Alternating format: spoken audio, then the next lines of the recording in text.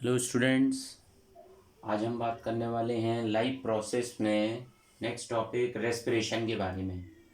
Respiration means to breathe. तो अगर हम रेस्पिरेशन को अगर डिफाइन करें तो रेस्पिरेशन किसी बायोलॉजिकल सिस्टम में ये एक मल्टी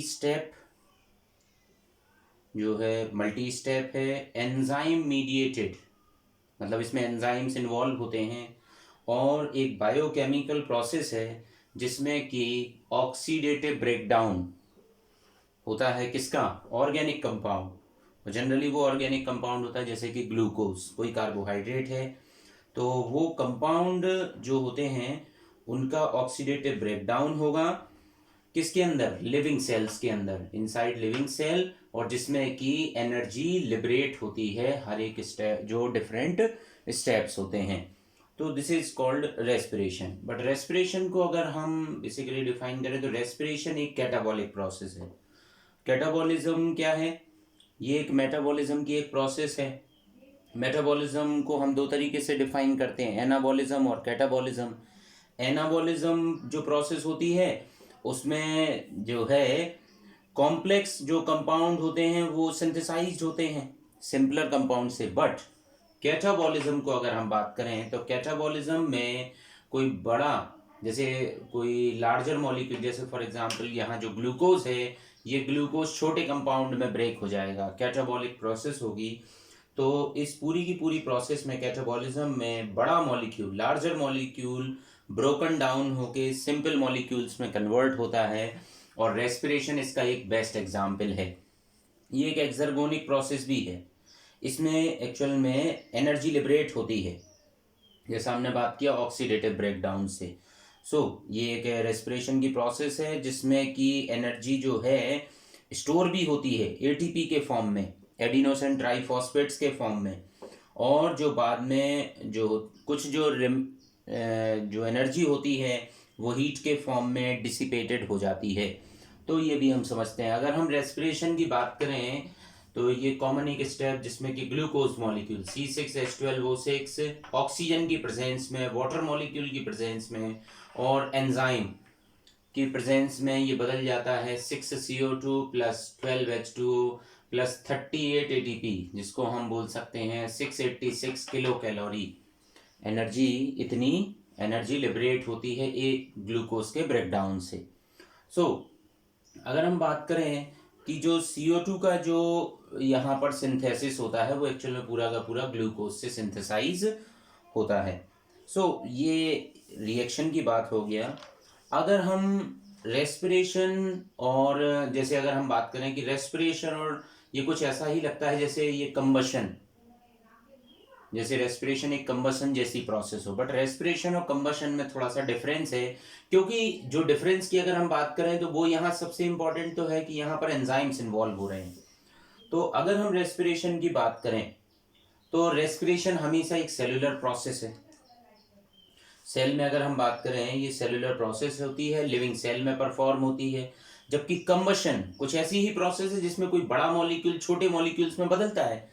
बट वो स्टेप अगर हम इस किसी ग्लूकोज को अगर किसी केमिस्ट्री लैब में अगर इस तरीके की प्रोसेस करें तो वो कंबशन जैसी प्रोसेस हो जाएगी, बट वो टाइम टेकिंग होगी, ज़्यादा एनर्जी रिक्वायर्ड होगी।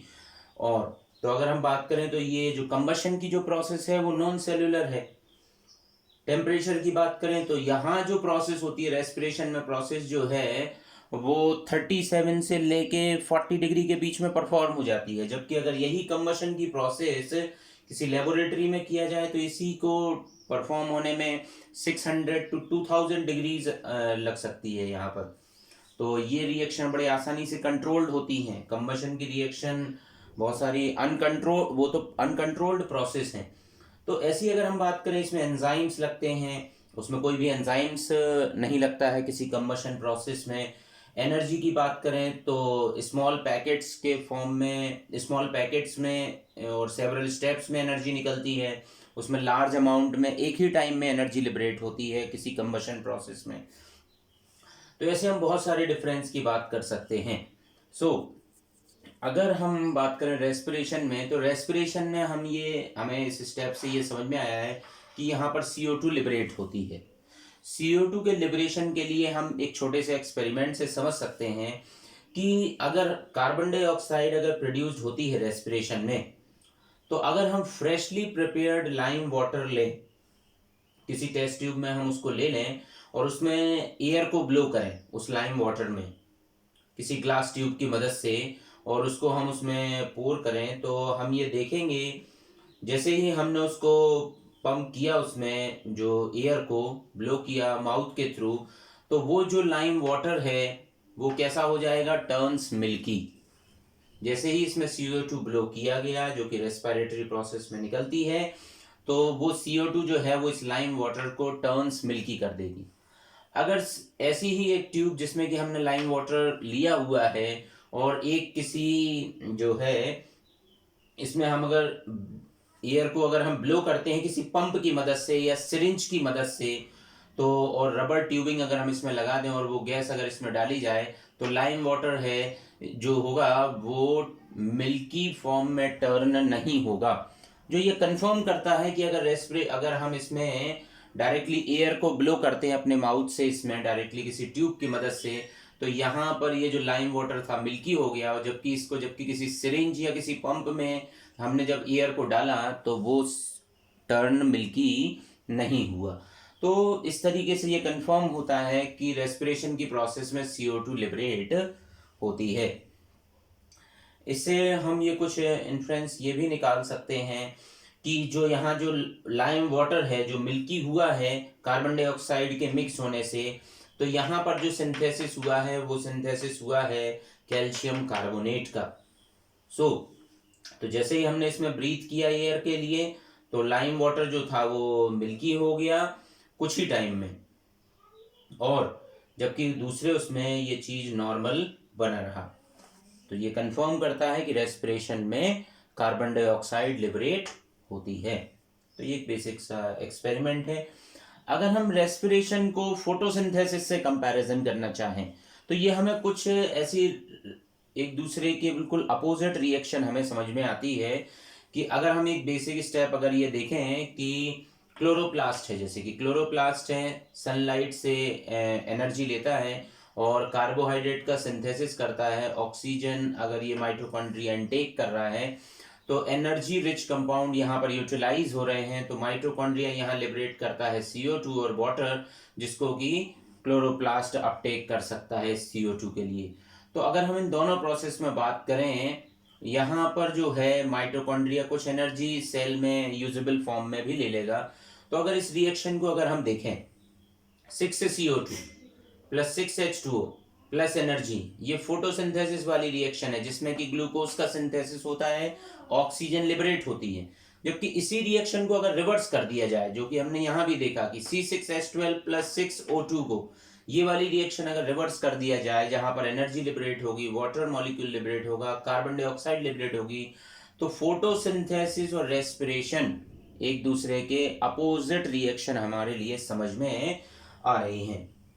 और इस पूरी स्टेप में जो है ये एक दूसरे की एंटागोनिस्टिक लग रही हैं, कॉम्प्लीमेंट्री प्रोसेस लग रही हैं जो कि गैसियस एक्सचेंज के लिए इन्वॉल्व होती हैं, और एक दूसरे के एंड प्रोडक्ट, जो यहाँ का एंड प्रोडक्ट है वो इस प्रोसेस में यूज होता है, जो यहाँ का बना हुआ एंड प्रोडक्ट है वो यहाँ पर यूज हो जाता है। तो एक दूसरे के बने हुए एंड प्रोडक्ट एक दूसरे में यूटिलाइज होते हैं। माइटोकॉन्ड्रिया से लिबरेट होने वाली CO2 को प्लांट अपटेक कर लेते हैं, यहाँ बनने वाला ग्लूकोज यहाँ जो है वो रेस्पिरेशन में यूटिलाइज हो जाता है। तो ये दोनों एक दूसरे की कॉम्प्लीमेंट्री प्रोसेसेस लग रही हैं। देन अगर हम बात करें दोनों में और डिफरेंसेस की भी बात करें, तो अगर हम फोटोसिंथेसिस को पहले देखें, तो फोटोसिंथेसिस जो है वो एक एनाबॉलिक प्रोसेस है, जबकि अभी हमने बात किया कि ये रेस्पिरेशन एक कैटाबॉलिक प्रोसेस है। अगर यहाँ एनर्जी रिलेशन की बात किया जाए तो ये एक एंडरगोनिक प्रोसेस है, जबकि रेस्पिरेशन जो है वो एक एक्सरगोनिक प्रोसेस है। जबकि अगर यहाँ एनर्जी कन्वर्जन की बात किया जाए फोटोसिंथेसिस में, तो यहाँ पर लाइट एनर्जी केमिकल एनर्जी में बदलती है, सनलाइट की एनर्जी केमिकल एनर्जी ATP में बदलेगी, ग्लूकोज सिंथेसाइज होगा। जबकि यहाँ पर अगर हम बात करें, यहाँ पर केमिकल एनर्जी का यूज होता है, सो ये चेंज दूसरे फॉर्म ऑफ एनर्जी में बदल जाती है। देन अगर हम बात करें कि फोटोसिंथेसिस, तो फोटोसिंथेसिस परफॉर्म होने के लिए डे टाइम और लाइट की रिक्वायरमेंट होती है, जबकि रेस्पिरेशन में ये जो है ये प्रोसेस कभी भी हो सकती है, ऑल द टाइम परफॉर्म हो सकती है। तो ये डिफरेंसेस भी है। ये ग्रीन सेल में होगी हमेशा फोटोसिंथेसिस की प्रोसेस, जबकि इसके लिए ऐसा कोई रिक्वायरमेंट नहीं है, ये हर एक लिविंग सेल्स में परफॉर्म होगी। यहाँ पर CO2 एब्जॉर्ब होती है फोटोसिंथेसिस में, यहाँ पर जो अगर हम बात करें तो यहाँ CO2 लिबरेट होती है। देन यहाँ ऑक्सीजन जो है वो लिबरेट किया जाता है फोटोसिंथेसिस में, और यहाँ रेस्पिरेशन में जो अगर हम बात करें प्लांट जो एनिमल्स में या प्लांट में अगर हम बात करें तो रेस्पिरेशन में यहाँ ऑक्सीजन को कंज्यूम किया जाता है। देन यहाँ का रॉ मटेरियल तो जो है फोटोसिंथेसिस में वो होता है कार्बन डाइऑक्साइड एंड वाटर। यहाँ पर अगर हम बात करें तो यहाँ इस तरीके से हम रॉ मटेरियल जो है जनरली वो ग्लूकोज या बाकी कार्बोहाइड्रेट का यूटिलाइजेशन होता है। यहाँ के एंड प्रोडक्ट जो हैं अगर हम बात करें फोटोसिंथेसिस के, तो एंड प्रोडक्ट होते हैं ग्लूकोज, अदर ऑर्गेनिक सब्सटेंसेस और ऑक्सीजन, जबकि यहाँ रेस्पिरेशन में जो कंपोनेंट बनते हैं एंड प्रोडक्ट होते हैं वो CO2 और वाटर होता है। इस तरीके से हम दोनों में डिफरेंसेस भी क्रिएट कर सकते हैं फोटोसिंथेसिस और रेस्पिरेशन में। इससे हमें ये बात समझ में आती है इस पूरी रिएक्शन से कि एक ऐसा पॉइंट बनता है जिसको हम बोलते हैं कंपेंसेशन पॉइंट। कंपेंसेशन पॉइंट वो पॉइंट है जिसमें कि कोई लो लाइट इंटेंसिटी में जब फोटोसिंथेसिस की रेट इक्वल हो जाती है रेस्पिरेशन की रेट्स के बराबर, उसको हम बोलते हैं कंपेंसेशन पॉइंट। अगर हम इस पॉइंट में अगर हम बात करें कंपेंसेशन पॉइंट में, तो इस पूरे में जो गैस इवॉल्व होती है एक प्रोसेस में वो जस्ट सफिशिएंट होती है अदर प्रोसेस को परफॉर्म कराने के लिए।